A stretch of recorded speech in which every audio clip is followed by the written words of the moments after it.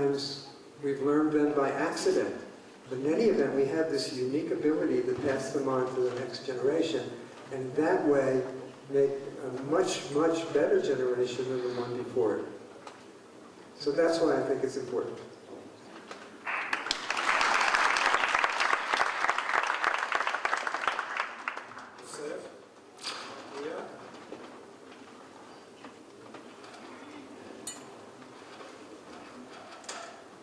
I need to think about that.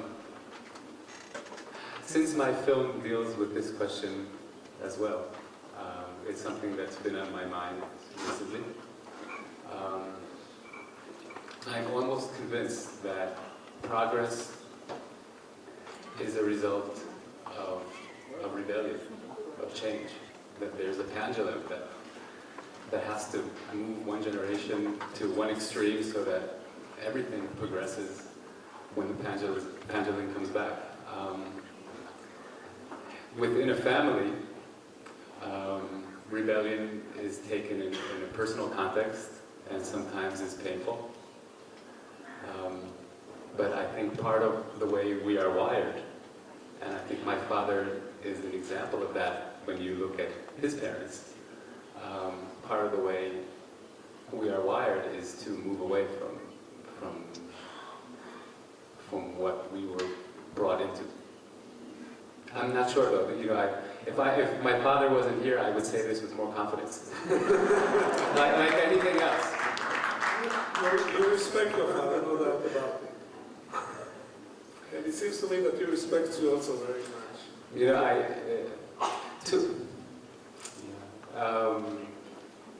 It's something about scientists when you don't really know what they do. It's all kind of mysterious and magical. Who knows? Maybe he's just on the phone all day drinking coke. It's his closed club. When you hear him speaking on the phone with one of his colleagues, it's not like they're from a different country. They're from a different planet, and they speak with a lot of passion about things that no one on earth understands at all. I now understand something that I never understood when our kids were young, and it started with Joseph. They would go to school on the first day of school, and as always, the teacher would, in order to get together the class, to coagulate the class, they would ask all of the kids to tell them what their parents do. And so, if your father is a plumber, or a teacher, or a bus driver, I don't think you saw my last it's very easy.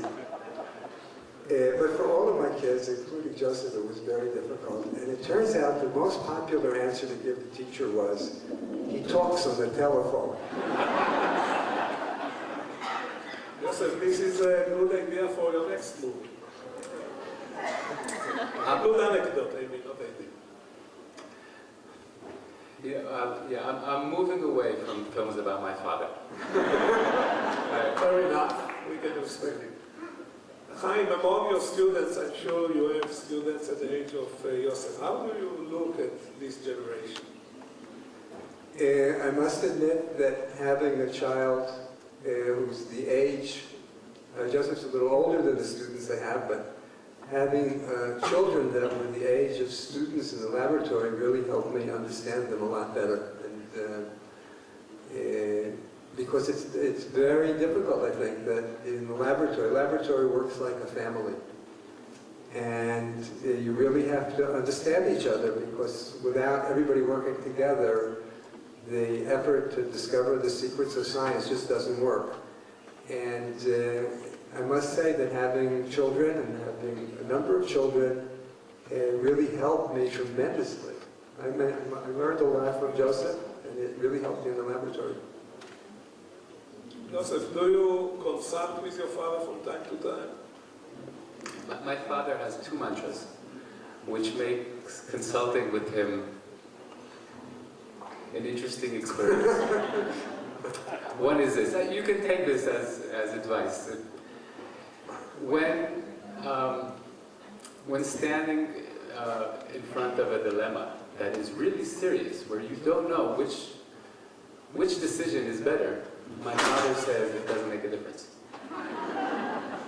If the choice is really difficult, it doesn't make a difference. So that's one mantra. I want to explain that. Okay. No, because you'll all agree with me after I tell you. It's really true. Why does it mean to have a difficult decision? It means that the difference between A and B is very small. That's why it's a difficult decision. So, when Vardi and I have to decide if we want to buy an apartment, this is the answer we get. The second mantra, which I've been hearing only recently, is I discuss something that has been bothering me, and, or that I'm afraid of, or creates some anxiety.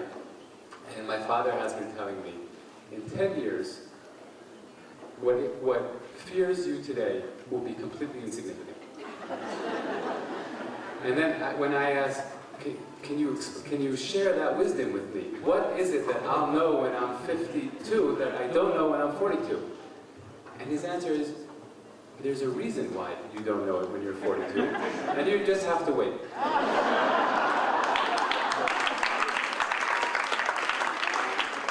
So I do consult with him, just for just for conversation's sake.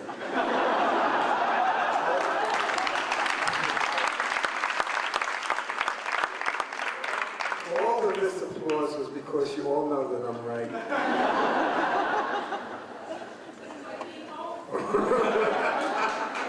Since he said it's like me, no. Yeah. My father is never wrong, but this is why he's never wrong. Because what he's right about, nobody understands. And what we understand, he doesn't commit to. Or it's beneath him. It's art, it's not science. And if it's not science, does it really make a difference? No, this is not what he's saying. Excuse me for interfering. He's saying that ideas, concepts, morals, behaviors affecting the mind of people, you need to use form of art. Excuse me for interfering in the discussion, but he's saying it very explicitly. Didn't you, Chaim? Something like that. Chaim, you ever taught yourself the meaning of meme? What is meme? What is what?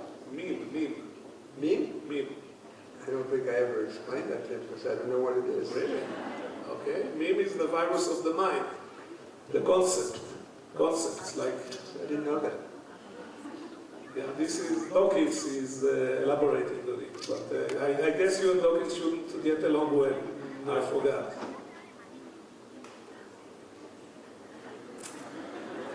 That was good. That never happens.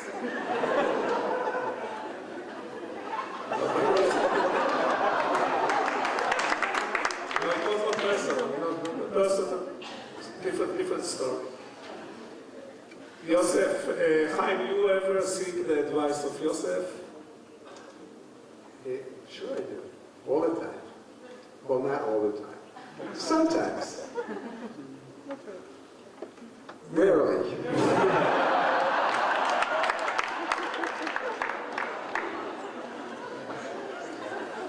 It works like this. Occasionally, my mother calls me and says that there's been something that's bothering my father. And she wants to know my opinion. And then I'll tell her what I think after I consult my wife. and somehow that goes back to my father, I think. And he'll reject what I thought. So for sure you are seeking the confirmation of your father. Chaim, do you seek the confirmation of Yosef? Absolutely. I think every father does this. He wants to be well accepted by his children. And I think it's a very healthy thing. It's a wonderful thing. Good, I can relate to it.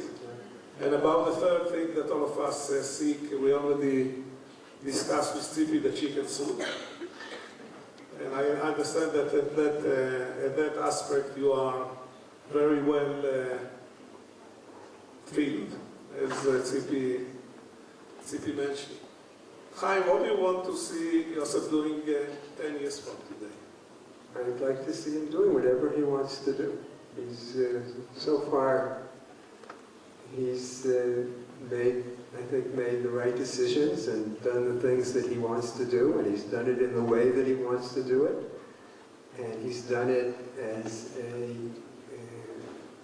a good person, which I think is a very, very important thing.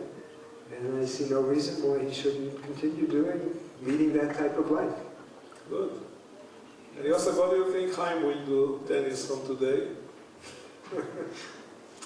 I have a feeling that as long as he rides his bike to work, the world will be safe. In a very, at least my world, my father claims that his best ideas come en route to Hadassah every day on his bike, and so most of his kids ride their bikes to where they go every day, not because they don't like buses, but because they're looking for those good ideas that exist only under a helmet on a bike. So I hope to see him riding his bike every So day. you are riding bike also? I do, yeah. Yeah? As extensive as your father? Nothing I do is as extensive as my father.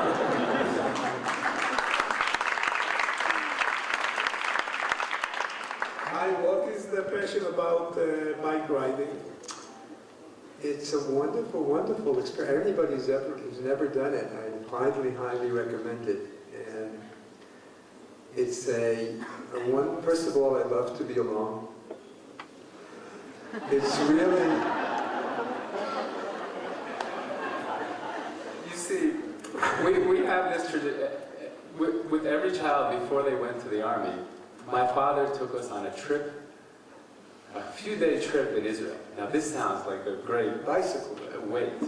like a great bonding experience between father and son, or father and daughter, but it's on a bike. And the experience is my father is 3 kilometers in front of us, and we're trying to catch up.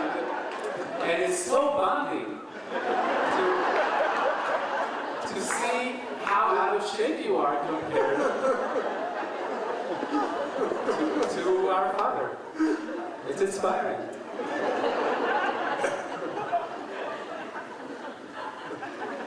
You're going to do the same thing to your son. Your son is riding bicycles? You know, my son knows one thing that I was deprived of. He knows that I make mistakes. And that's almost serious. I agree with you. What? I agree. A very important thing. And unfortunately, I look on the screen and I cannot believe that we exhausted half an hour, It really can't go on like talking with you for another half an hour, and I think it's wonderful to meet a father and son, so accomplished, so humane. One is a scientist, the other one is an artist. Great bonding through joint bicycle riding. And I would like really thank you on behalf of all of us.